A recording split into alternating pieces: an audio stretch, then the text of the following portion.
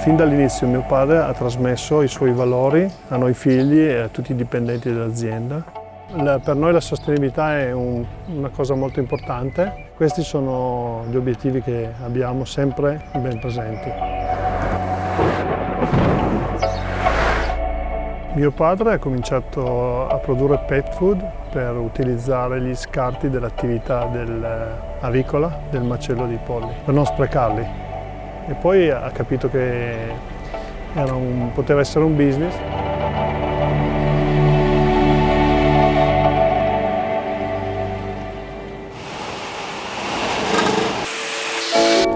Per la ditta Monge essere sostenibile vuol dire utilizzare meno risorse energetiche. Poi abbiamo anche una produzione di energia solare, abbiamo circa 2 mega di pannelli fotovoltaici sopra i tetti dello stabilimento. Alcuni piccoli dettagli che aiutano in questo momento abbiamo una produzione di energia pari alla metà dell'utilizzo dello stabilimento.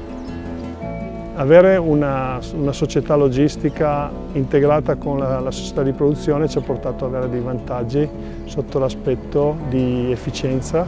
La logistica è una cosa importantissima per la nostra ditta perché siamo in un territorio molto isolato, infatti la chiamano la isola di Cuneo. Abbiamo delle strade molto strette, curve, abbiamo bisogno di veicoli che siano potenti ed efficienti, che non consumino troppo gasolio.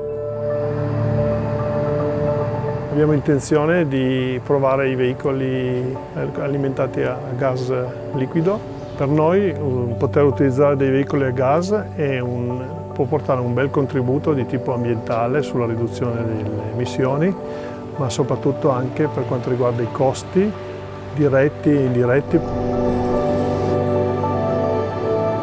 Abbiamo comprato i primi veicoli Volvo nell'inizio degli anni *80. Abbiamo scelto questi veicoli per la qualità, per la durabilità e per la sicurezza. Siamo sempre uno dei più e abbiamo continuato, questa è la nostra tradizione.